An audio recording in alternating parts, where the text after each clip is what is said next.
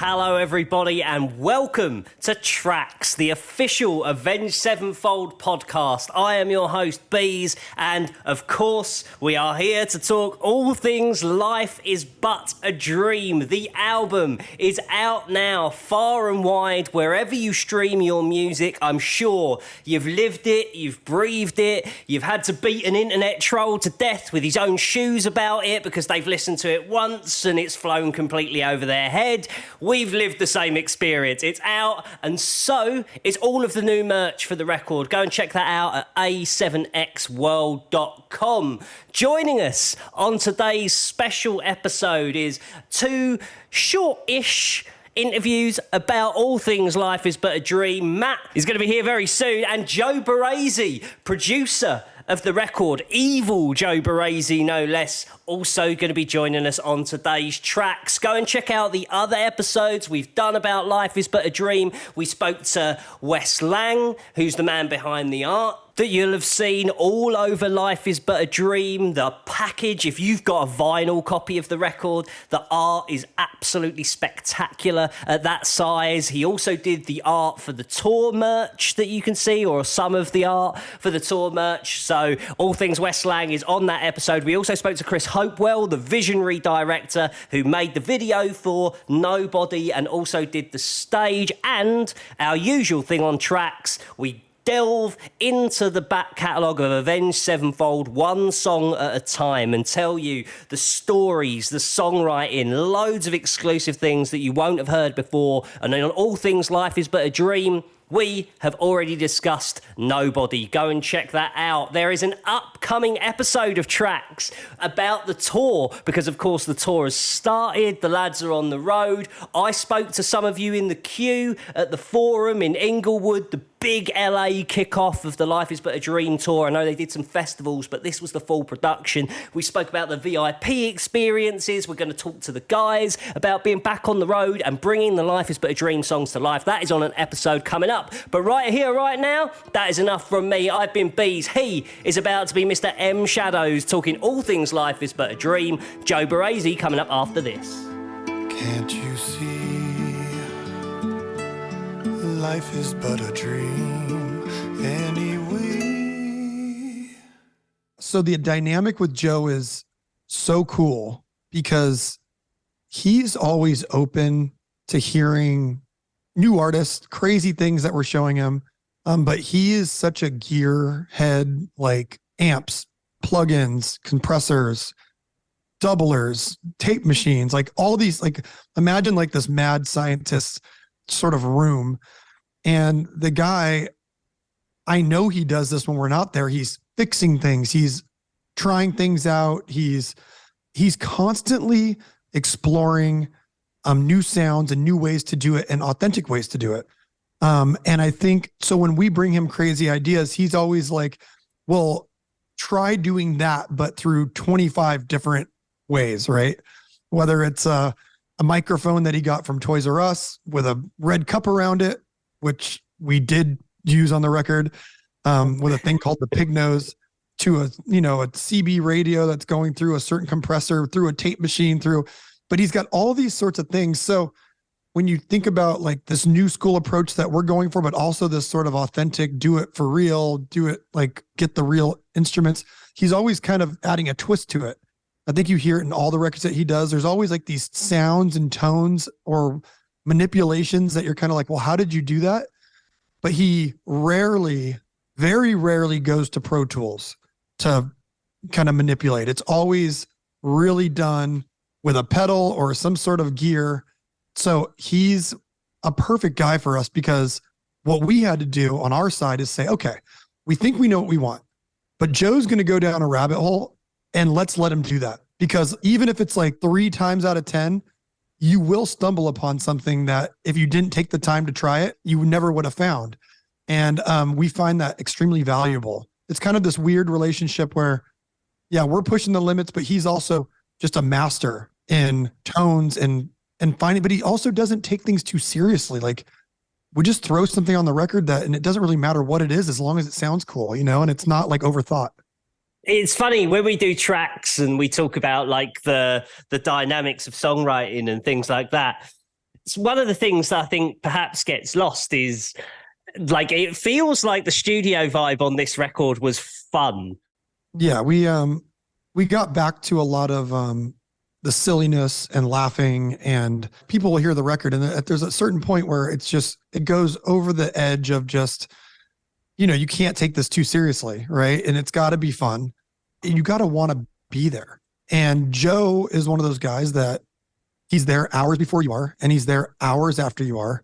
And he's putting in all this work and things that sometimes you're like, hey, dude, you don't need to mix that tonight, or you don't need to edit that tonight. And then you'll get like an email at like 4 a.m. And it's like, dude, he's been there all night. And then then he's like, well, what time are you guys going in today? And it's like, well, we'll be in there at like 12 or 2 o'clock. And he's like, okay, I'm getting in there at 9. And it's like, he's just a workhorse, right? And he loves it. It's not like we're making him be there. It's just like everyone's having fun and you're in there enjoying it. But he's a guy that, he makes it fun because everyone wants to be there and everyone's enjoying the artistic output. He doesn't mess with us on songwriting and stuff like that, but he will push us further and further to make sure things are sonically something that he can put his stamp on, which I appreciate.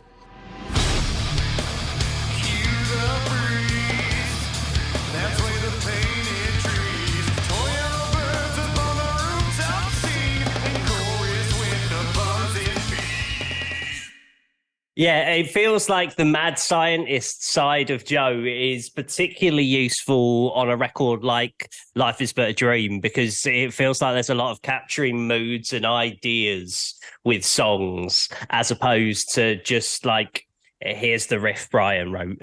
Yeah. Oh, totally. And it's a lot of it is, you write it, something that you think is a good song, but then a lot of it now is like, okay, well, make some notes and we know that we're going to go in there and really feel this thing out. And, because if you think about it, we use different drum sets on most of the songs, or we had different ideas tonally, how we wanted them to sound.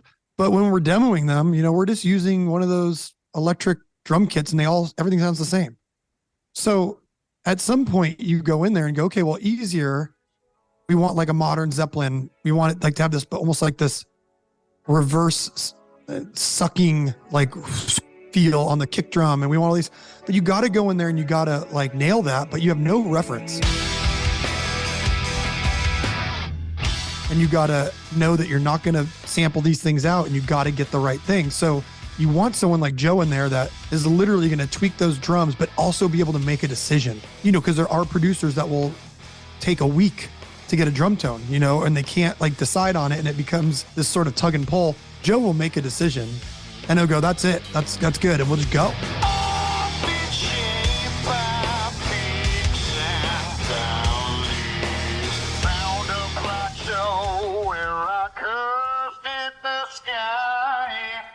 You mentioned Easier, and I guess one of the ways that there's that cultural musical exchange is, I think, like people have always, anytime the word Kanye comes up, like it's like throwing a toaster in the bathtub, right? Like the reaction is extreme. When you're taking something like that concept and a song like that to Joe, how forgive the pun, but like how easy does it come together? Because this is there is not a song in the Avenged back catalogue like that song. Yeah, I mean, we'd been showing him stuff off of the St. Pablo record heavily on the stage. And I think he appreciated the things that we were pulling out of it, like how Kanye was doing certain things. And, and at the end of the day, you take something like Hold My Liquor on Yeezus, and if you go and see the making of that record, all those guys were influenced by Queen. And they were talking about how they wanted dueling guitars like Queen. And so their interpretation was wrapped up in a way. And when you listen to like something like Kids See Ghosts or like Ghost Town, which heavily influences Easier, that's being heavily influenced by this R&B sort of culture that came way before Kanye. So it's like, but seeing how he wrapped it up with this modern, rap, and then we're taking it and wrapping our own thing around it with a vocoder and like video game noises and all sorts of stuff. And a straight 4/4 beat as well. It's like as straight a rock beat as you can get, but with all of those things around it.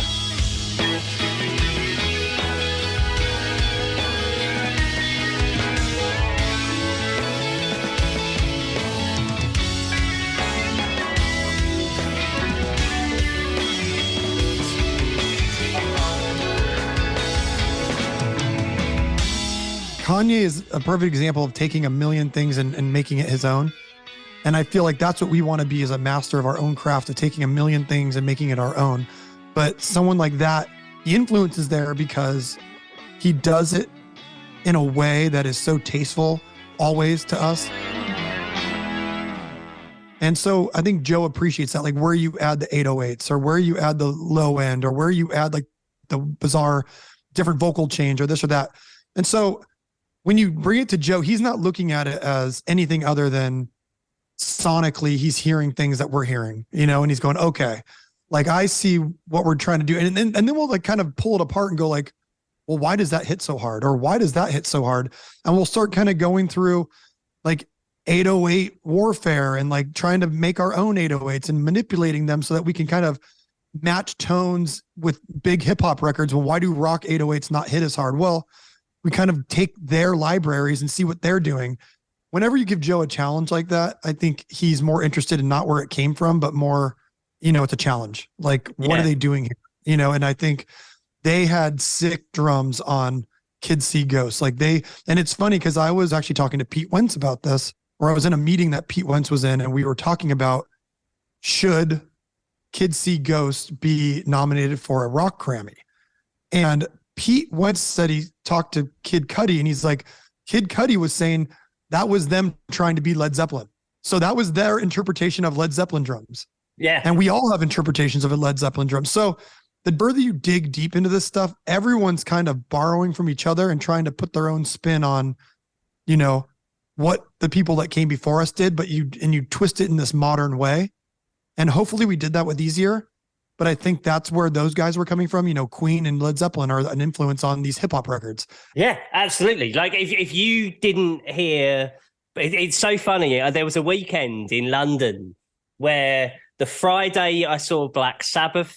The Saturday I was lucky enough to be Golden Circle for Kanye West. And the Sunday I saw Metallica. It's a decent weekend. But what hit me about Black Skinhead and that intro is it's like Sepultura. Oh, yeah. When those tribal drums go, like it's that same thing. Yeah. Like the hat on my head, I was so close to the speaker that the hat on my head was reverberating at the opening of it. And that's the same power that any rock fan can relate to. Jesus is a heavy metal record. All those songs hit so hard. And you see all that culture has embraced mosh pits. They've embraced insanity at their shows. And it's interesting because we think it's so many worlds apart, but it's really not. Black Sabbath, Metallica, and Kanye seem like, to me, that all fits together. There's not that power. Big riffs.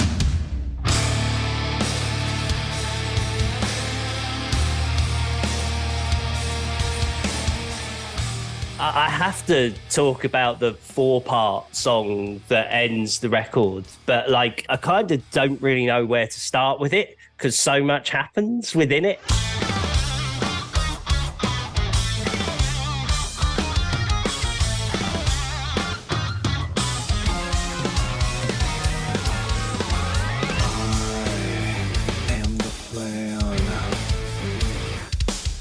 On part 1, on G, the lead riff, when you go to Joe, or how does that idea formulate and how does he bring it into being? We go in there with a lot of ideas of how we're going to execute this stuff, and we bring it to Joe and we kind of say, this is what we're looking to do. And by the way, there's definitely pushback between him and Brian on things because Joe doesn't want to use the fractal, right? Like Joe doesn't want to use these manipulated guitar tones. So the compromise really is that Brian's going to run them through real amps. Joe's going to modulate their own, and he's going to record versions of it that are more authentic and versions of it that are more digital. And then they're going to find a common ground, which I think is smart, right? Yeah. And so something like that was kind of the same as like a more melodic, softer version of the Nobody tone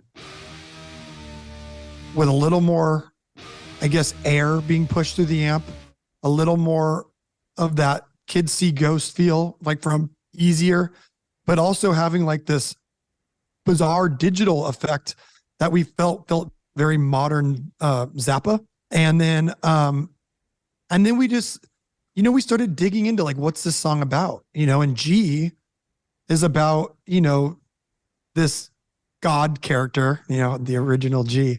And he's like super bummed on the people that he created. But when you look at God as a whole, we felt that some of those vibes might lose their welcome if they've stayed too long.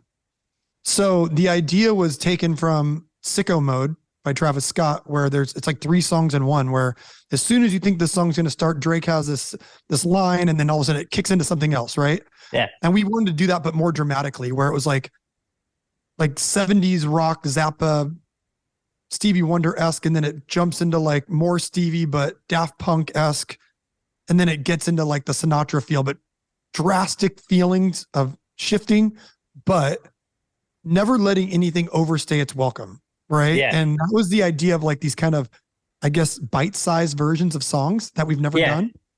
But when you bring something like that to Joe, I think he's just excited because it's a trip, right? He's like, okay, we're going to get a 78-piece orchestra for this little bite-sized thing. It's like, yes. And then we're going to, do all these things. We're going to go all in on all these ideas because, we could record an 8-minute song of each of those things. But isn't it cool that we're taking like 2.5 minutes of each of them and just putting them in? So it's just like an overarching vibe that we're trying to take on, but also take the time to make sure every single thing authentically feels right. And Joe, he loves that stuff. I mean, you bring him something weird, he reacts to that more than he reacts to if you give him a rock song. He's just going to hit you up and go like, that's rad. Like, do more of that. He says, I'm saving this for my solo record. It's like it's like a famous thing he says in there. And that's always the super weird stuff that even we aren't going to go there. But he basically takes it and puts it on the side and he goes, saving that for my solo record. So he likes the weird stuff.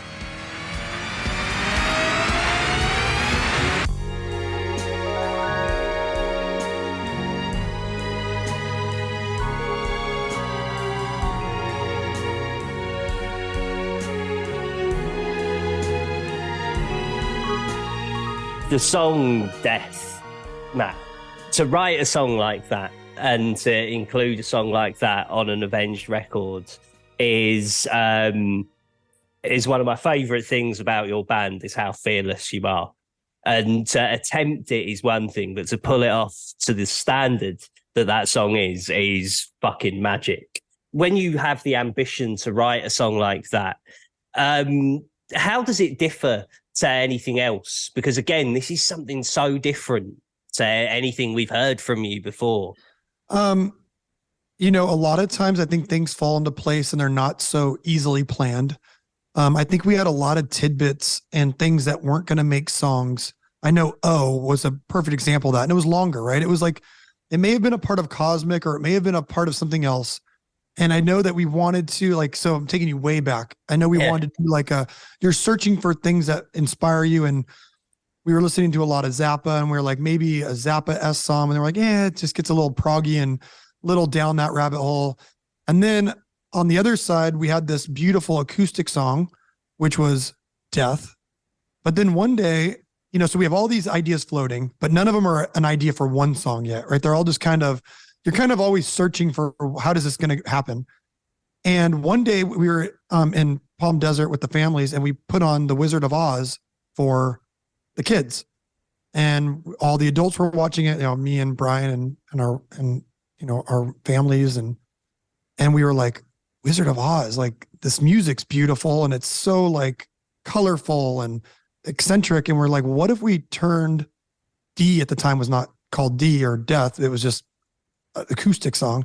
What if we turned that into more of like a Wizard of Oz type of orchestration with like the flurries and the magical sort of nature of it. And then as we wrote that, we said, well, we want it then the idea comes together. Well, at some point it was like, well, let's take these ideas, like the Zappa thing would be cool, but not a full song, like maybe do 2 verses and then take this little part that we like on this and we make it 3 songs and we make and then it just becomes almost like just a puzzle and you're putting things together. And the whole idea the whole time was sporadic left turns. And then you got the whole Travis Scott thing where you're like, we want 3 things. I think there was 3 other things that were in there at once. And then these kind of fit together in a more dramatic way. And then you get at the end, we're like, well, what if it was like kind of like Rite of Spring where the end just got into bad notes and it started getting really uncomfortable and building it. So then now you've got like a mission statement. Like, okay, now I've got it. Like we've got a part that works in the middle. Like let's make that other song in the beginning, but not too long. Almost like a game show, like God's playing game show host. And then, I think one of the lines we used to have before we had the lyrics finished was like, is that your final answer? Sort of like this guy. Yeah. And, it was like, is that your final answer? Like we were pulling it from Who Wants to Be a Millionaire or whatever. Yeah. And so, it just goes through all these iterations until you finally settle on it and you feel like it's right. So I don't really have a good answer other than anyone that, that's creative knows that these things are just kind of, you have all these elements and then it's like, well, what are you going to do with them? And then you have to mold them to fit this sort of narrative that you're trying to accomplish. And that's God is a perfect example of that. Just no clue until you had a clue. We spoke about it on the Nobody episode of TRAX when you were like, we had to ask members of the orchestra to play wrong notes and it was so alien to them. Is that where it exists? Is it on D? Is it on Death? Yeah, it's at the end of Death. We were having them slowly start getting out and they stopped a few times. They're like, okay, is this right? We're like, yeah, it's right. And they're like, oh, okay. And very polite and diplomatic of them going, are you sure, lads? Yeah. And I think honestly, they've played stuff like that before. They're just probably not used to, like, they might get something like that from like a John Williams or someone that's going in there and they understand that I can see them going in there with a rock band and thinking, okay, these guys, there's some mistakes here. Like, why would they be doing this on a rock record, right? It's not like they've never heard anything like that or... That's interesting, but I think they're just checking going, okay, like, are you sure you don't want to just do the linear rock thing? Yeah, you sure you don't just want the good notes? Yeah. Yeah, so, and so I think it was just them kind of checking up on us because it just seemed a little like, why are you guys doing that?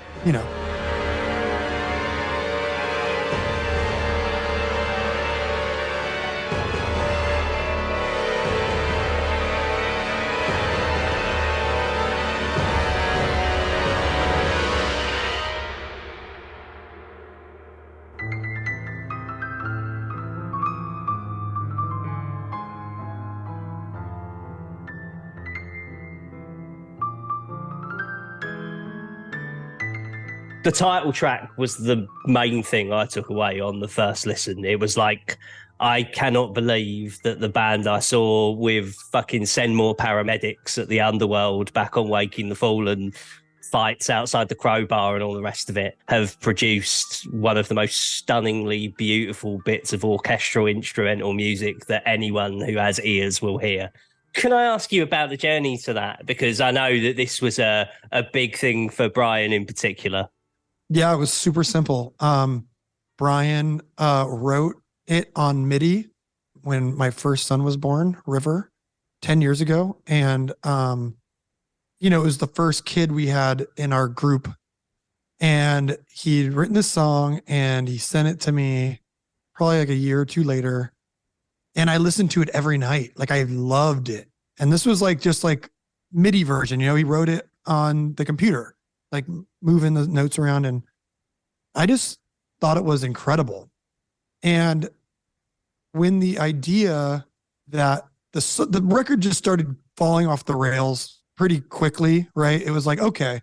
And by the way, there was bigger things on the record that it could have made all these ambitious, crazy parts less noticeable because there'd be more of the rock or the longer, bigger songs. And then like these things but we felt that if you kind of took those things out more and more, it made these other crazy parts even more wild because it was like nonstop, right?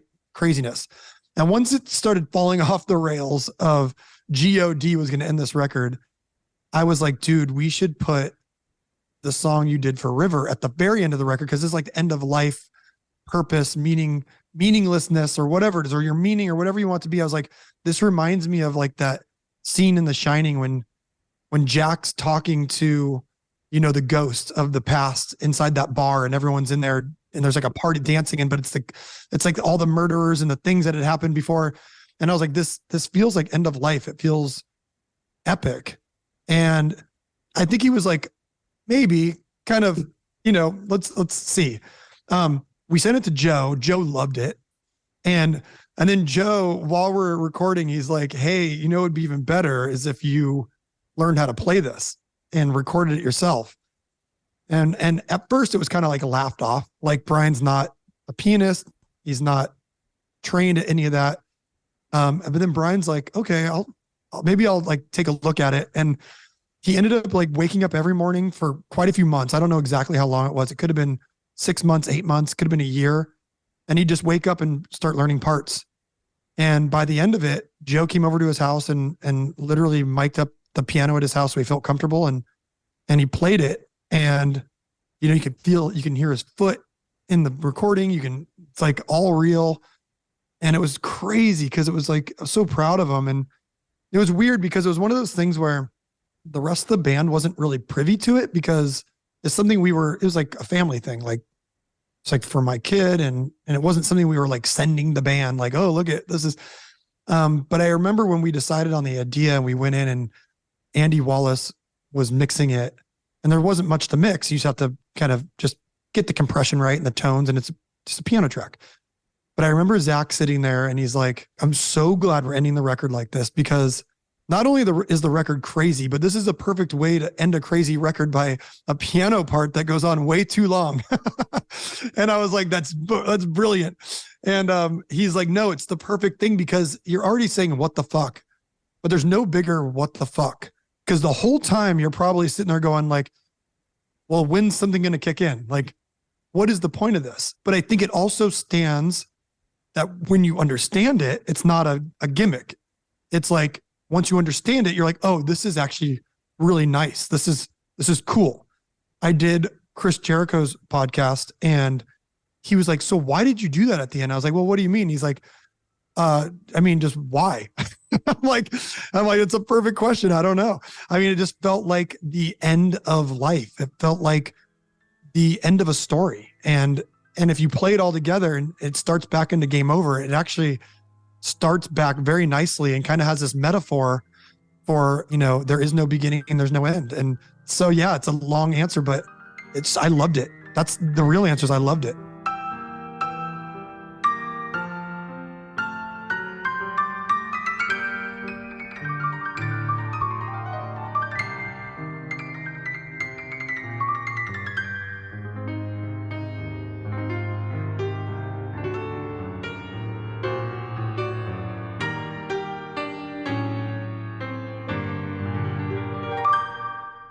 Thanks again to Matt. Of course, you can see him on tour. Make sure you go and check out the tour dates, see when the Life Is But a Dream tour is coming to your town, and check out the merch, a7xworld.com. Next up, one of the greatest minds working in music today. He's a very unassuming man, but I'm allowed to say that sort of thing about him. His work producing the likes of Queens of the Stone Age, and particularly his work with Tool, has been on an absolute another level. And Clutch and the Melvins and Caius and all kinds of amazing work. And of course, his brilliant work on Life Is But a Dream. This is a really special chat. Joe doesn't talk very often. It's an honour to have him on the show, so no more bullshit from me, the one and only Mr. Evil Joe Barresi.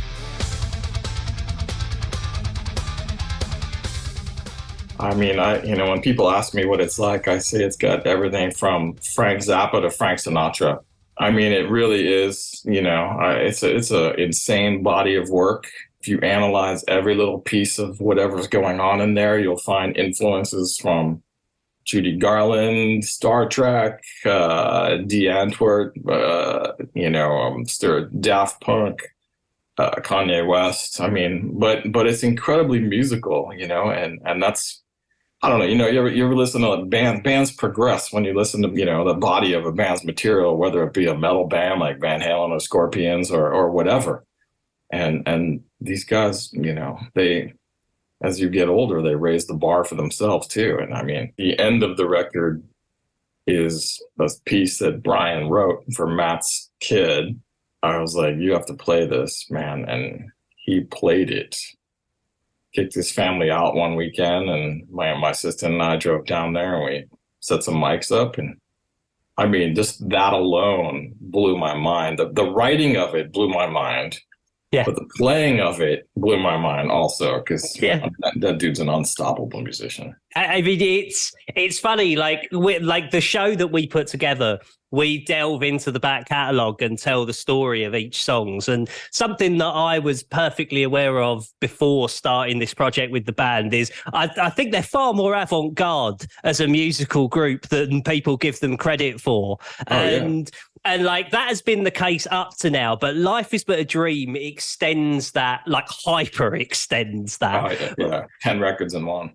Yeah, and so what I wanted to ask you is, like, does it require an open mind to be involved in a record like this? Because it involves such non-traditional thinking on all fronts. You know, I mean, the only open mind is, what am I going to learn at this point? Because those guys they're on a whole nother level, you know? I mean, in the end, like what a producer or an engineer does or a mixer, whatever, is to try to preserve what the band actually wants and whatever that takes. And the fact that these guys don't settle and they push you and they have ideas that are interesting, and they're honestly, they're so genuinely in love with music that nothing else really matters. I mean, that's the only way I can really explain it. You know, I mean, I can explain it in many other ways too. You know, I drove down to Costa Mesa, you know, for 3 months, and I'm sure I complained every single day about the traffic. And those guys drove up every day and never once said anything about traffic. You know what I mean? Like, to them, being able to make music and do what they do, and every day they would come to, I mean, you can see it. You know, when somebody goes, "Hey man, check this out," and they play something for you, and they're like incredibly like stoked that something else, like, "Check this out, and the bass on this, and why is this?" And so, I mean, every day was an adventure.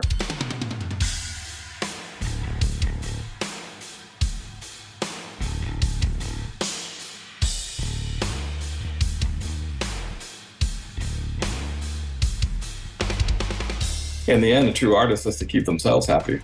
And that's really, you know, testing themselves and pushing themselves to the limits, and the writing and the rehearsing, and, you know, bringing up Brooks coming in and adding a whole nother dimension to the writing and the playing, and then pushing him to the limit. You know, what can you do? And he's like, "I can do this." And they're like, "Awesome." You know, and then we can write this. And then what else? You know, it's crazy to see it all go down. Actually, it's pretty phenomenal. And the string arrangements. I mean, that shit is unbelievable.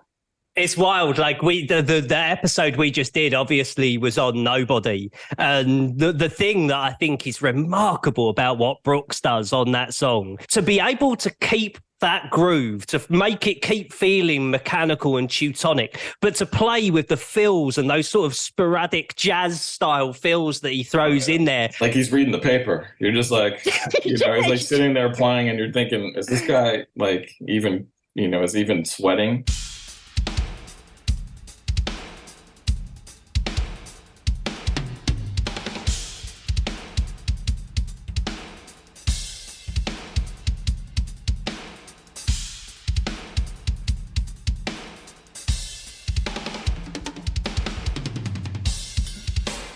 It's pretty nuts to watch it all happen. And you know, and honestly, there's no fixing in any of this stuff. It's played, which is a refreshing. I mean, you can tell some morons on the internet are going to go, "Oh my God, I can hear it's grid edited." You know, they hear that stuff in AC/DC or Tool. They're like, you know, but there is no grid editing. This is a musician playing with another musician, playing with another musician, listening to other musicians as you put your parts down. There's none of that. There's no cut and paste happening here. All those vocals were sung; they weren't flown. Yeah, the guitar solos were played. It's actually quite inspiring.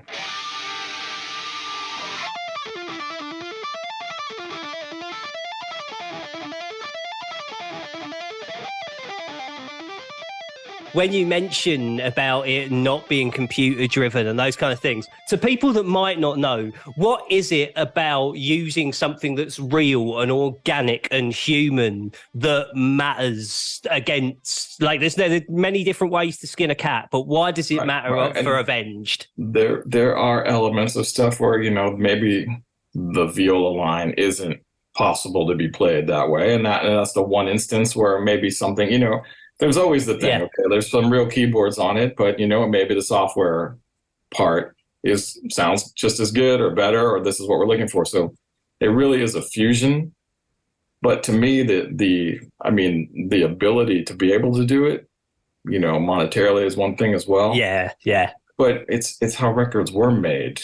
I think when you have the same everything, the same plugin, the same sample library, the same, keyboard to trigger stuff, and you tend to, there's no nuances. And software has gotten better, believe me. I'm not just an anti-digital guy ever.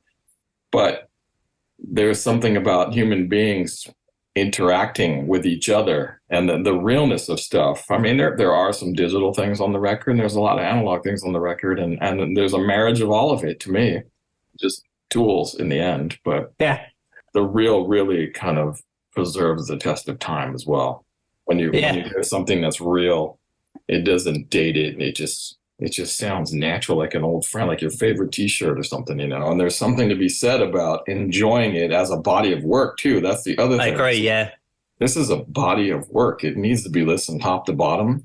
And if you've got that time to go through those songs in that order, by the time you hit the end, you're going to need a moment to recoup.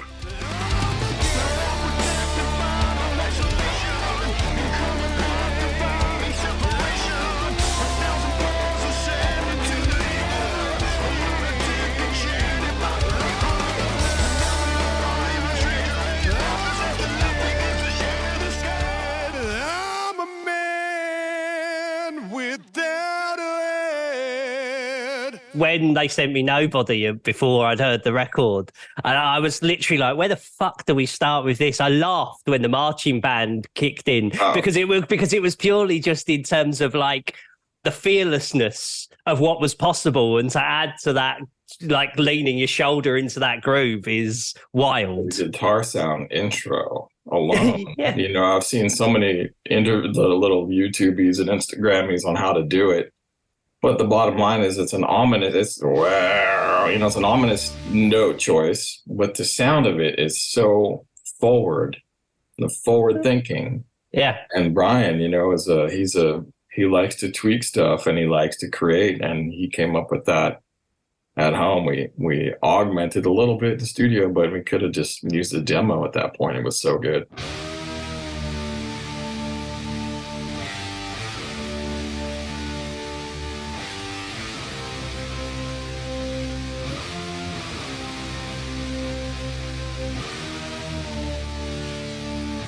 They're famous for, they don't look to a lot of outside help for their work. And you're someone that has their trust in that way. With them coming to you with unconventional ideas, like you say, it's ominous. Is there a lot of that unconventional thinking and thinking outside the box with sound on this record? Yeah. Oh yeah.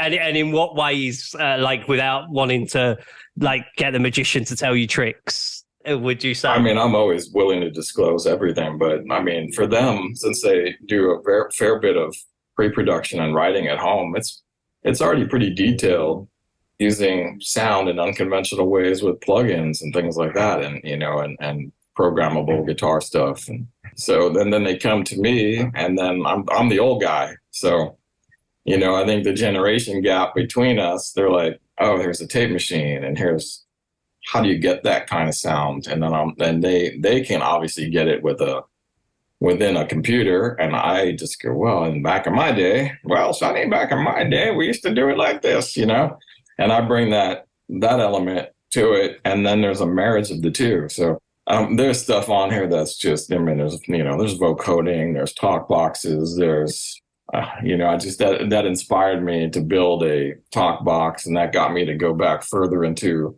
looking at something called a Sonovox, which is, when the talk box was really invented, is like 1939, honestly, and no one really knows that. I didn't even know it until I started. Jeff Beck died. I built what he called a bag, a talk box element inside a bag, which allows you not to just have to go to a microphone and put your mouth on a tube, but you can actually put the tube in your mouth and move in and out, which gives you that dynamic. There's all kinds of. I had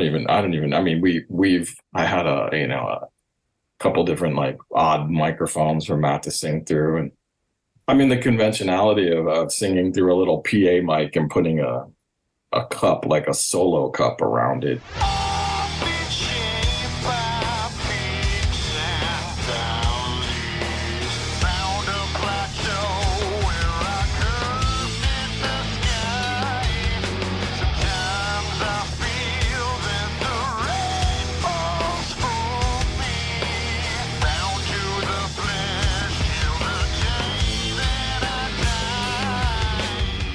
I did this on the Tool record on the talk box to make it a little more, louder and kind of more controlled. So he's singing into a mic with a cup on his mouth. I mean, there's so many odd things going on. And also the style of the vocal on a song might be a little more soft here. Let's put the microphone that looks like something that Bing Crosby would have, played or sang through, or Frank Sinatra would have sang through. And that kind of inspires you to react in those sorts of ways too. I mean, we had some background singers in and some girls, and I was like, it had a very specific sound. I'm like, well, I'm not going to mic it up with something kind of cool and modern. I'm going to try to make it sound like 1970 Stevie Wonder or whatever, I mean, that's what they're looking for. And I'm old enough to know, like, what do we use here? So it's so chic, and we love what you've done with the place. Compliments you with style.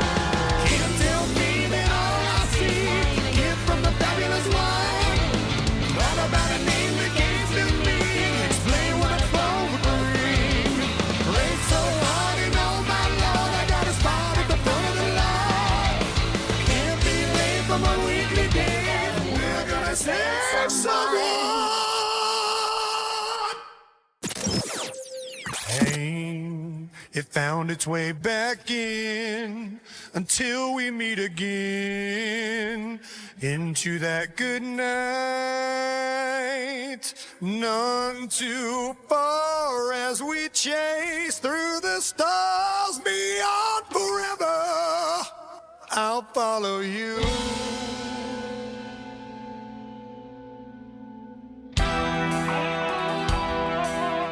Through talking to the band about this record and living with it for a while, it feels like there's a lot of creating moods and ideas through sound, as opposed to, hey, maybe do F sharp there. Is that a fair interpretation? yeah, definitely. I mean, I mean, the thing about music to me is music is passion. It really is. Like it's something that should make you want to rewind and put it on again. What is that? And or if you listen to something, and actually Andy Wallace called after he finished mixing a song, and he was like, "Man, this was so emotional, this song, that I shed a tear after I heard it." And I was like, "Well, then the mission is accomplished." Those guys have achieved that moment of emotion that a person felt just by listening to a song, which is that's the whole thing.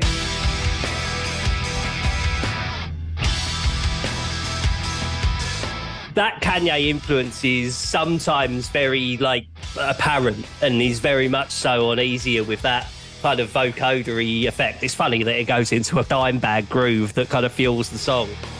We can see the wealth of bands that you work with, but there's no one that particularly approaches that zone.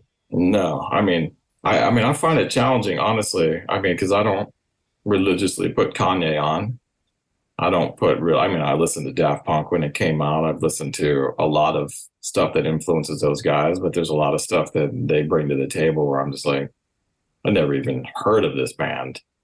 So, but to me, it's not really my job to say yay or nay. I mean, my job is to this is what you want. Let's do the greatest interpretation of what you want. Maybe in the end, you're like, maybe it needs to come back a little or whatever. But usually my job is how do I make your job easier, and whether that be you're influenced with your performance by what you're hearing. So that's the other thing. If strapping on something and singing through an odd mic makes you sing in a way that you're trying to portray, then that's better than trying to put it on after the fact. And those guys are really, they're pros, and they've made so many records already, and they're and they have fun. That's the other thing, so it's a lot of times you're under pressure making a record, but I don't think these guys ever didn't feel really any pressure until there was maybe a due date or whatever, Yeah. it needed to finally be done, or, we're trying to figure when Andy could mix it, when Bob Ludwig could master it. And I don't know. We just had a lot of fun. It was odd because it was during COVID as well, which made life a little weird. But sometimes when you have a little break like that in between bits of recording, you can actually sit there and listen and focus, and then you come in more, focused. This needs to be changed. This could be way better. This is amazing. Maybe we should double it, or, let's add something here or whatever. So stuff happens for a reason. Yeah. You mentioned fun there, and they're fun to work with. It's funny. I spoke to Matt on the phone, and he answered the phone one day, like about 15 months ago, say. I phoned him and he answered the phone laughing. And I was like, what are you laughing at? He went, I've just recorded a new part for our new record. It's so stupid. You're going to love it. Right. Right. Like, it's as someone that's worked with them on 2 records now, what are they like to work with as people? They're so nice. I mean, there's a lot of bands that are nice, but there's bands that, there's always the one sometimes, or there's always, you have to, this is not like, first of all, it's not brain surgery. So no one's dying if you make a mistake. They like to enjoy themselves and have fun making music, which is kind of, like I said, it's like almost childlike. They're still, they're still growing and still having fun doing it. There's a lot of jadedness out there, myself included sometimes, it's tough to always maintain this smile, it could be a weird day, but, in the end, they're very respectful, and they're so nice when you finish a part and you see that little bit of smile, or sometimes you just push them to the limit and something happens and they're like, I didn't think I could do that, or this is really great, or whatever. I mean, and they push me to the limit also a lot of times, it's just, this is not, whatever, dude, that's whatever, mediocre, it needs to be like this though. And then they'll put some reference on. I'm like, oh my God, what is this now? I've got to figure out a whole new way of doing it in my world, and maybe figure out how to do it in their world, and then maybe marry them together. Who knows? But it definitely keeps you on your toes.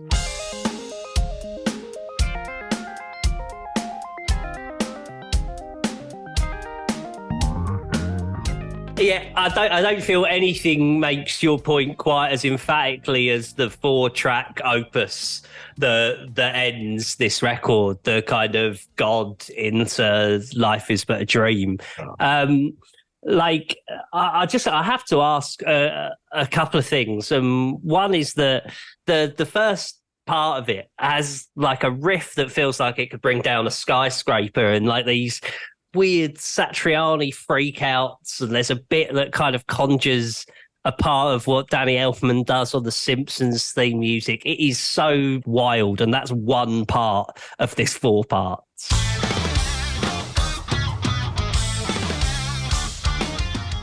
'70s Stevie Wonder is kind of what it started out as, maybe Frank Zappa-ish. Yeah. So I was able to call like my friend Joe Ciccarelli, who actually did some Zappa records, and go, hey, what did you do on some of these records for the vocals? Because back then it was like, there was no plugins. Those guys were making sounds with acoustic instruments, So, and I'm well versed in doing some odd stuff when you're making records, but it's always nice to know, okay, we love this flanger, or we used to use a lot of tape delay, or we had a machine that was broken, or we used this particular piece of gear. So I would try to research some of this stuff, and just like, instead of the easy way out and put a doubler plugin in the Pro Tools, I would go, let's run it through here and tweak it while you're doing your thing or whatever. I mean, so that's the beginning of it. And then you get into a whole nother area. Then you go into this grand area, and then you finish it off with Chopin or whatever you're going to call it. Yeah. Have you ever worked on a track like the death part of this with that's the Sinatra style singing and like No. So can I ask about that track specifically? Because it's so wild for any band to have done it, let alone a band that no one's expecting this for Avenged Sevenfold. I give them all the credit in the world, and I admire their artistry always, and I didn't know they had this in their locker. What was it like as a song to work on? They had a really good emulation of it going already. The demo is phenomenal. And the programming of the timpani and the string parts and everything, just that was already beyond anything one could ask for. You could have just used it. We ended up putting real stuff on there, but that's an occasion where I put a different type of microphone in front of Matt. This is something that's more of a ribbon, very smooth, and this is what Frank might have sung through, and that puts you in a place to sing the song and deliver it like that, And I'm always constantly borrowing stuff and checking stuff out too. So I'm like, hey, let's try a few things out. And at some point you put it down, and those guys are willing to do anything. There's a lot of times where you're working with the band and you have to get what you got because you're not going to get any more. But with those guys, you could spend a whole day doing a part and then realize, well, it's amazing, but the sound's not good. Sorry. And they'll be totally fine coming in and do it again. They don't care. It's just they learned something that day. So, but yeah, that song, the scope of that song is just unbelievable. Yeah. It really is a moment, and you'll notice how things just build and how, the imperfections in it actually make it even more massive and real. And then the vocal delivery, is one of the best, You would never know what was going to come out of him like that. And then No, God, no. when Andy mixed it, I was like, that is one of the greatest vocal sounds I've ever heard, man. It's really phenomenal. In my dreams, I awake as daylight breaks and wash my face. Put my bedroom back in its place and tucked away. Write a note of a few things I want to say and leave it on the fireplace. And in my dreams, another day. To me, like music in general, especially right now, is so homogenized that you hear a song and you're like, okay, whatever, sounds like something else I've heard a million times, and the next song, and sometimes you don't even make it to the chorus because everything's exactly the same. It's the same vocal sound, it's the same. And to me, I'm like, there's nothing like that on this record whatsoever. It's if you have any breath in your body, and you put one of these songs on, you might actually have to pause it when the song's done before you hit the next song, just to absorb what the fuck just happened. You're going to listen to this record, a dozen times before you might even actually grasp what's going on. And then you're going to want to listen to it a dozen more times because then shit's going to pop out that you've never heard before. But to me, it's just, it's almost like a lifetime's worth of writing and music in one spot. It's to me, it's on a level of so many records that, there's nothing that I've ever worked on that is this broad but still musical. You put nobody and cohesive as well. Yeah. It's not doing it for the sake of doing it. Like, it throws you all over the place, but it never, especially once you get used to those twists and turns, once you've lived with the record for a bit, like, it's not unknowing. It's not just random. And that really is them. It's not like it was like designed after the fact. It really was in the demoing process and the songwriting process, and it was part of the concept that they already had in their head, and they have bionic memories. That's the other thing. To me, I hear so much music and there's so much scatterness going on in my brain. And part of it's because I'm old, and part of it's because I'm looking at tracks. I'm looking at what's this hat doing right here, and sounds and panning and all this stuff. But they're like, oh, in this part we had this planned, and this has to go with this here, and this is hearkening to this here. And that's because they demoed it all and they've got it up in their brain, and this is the body of work came out of their beings, and it was kind of laid out. We just had to put it down for good. Incredible stuff from the one and only Joe Barresi. Do go and check out Life Is But a Dream. I don't even believe I have to say that. You've listened to Life Is But a Dream. Keep streaming it. You've got to see it live. Honestly, the LA show was mind-blowing, and that's just night one of the tour. When they're in their groove, this is going to be even more special. Enjoy the show if it's coming to a town near you. I have been Bees. They have been Avenged Sevenfold. Make sure you subscribe to the show, and I'll see you next time on another episode of TRAX. Give me a button.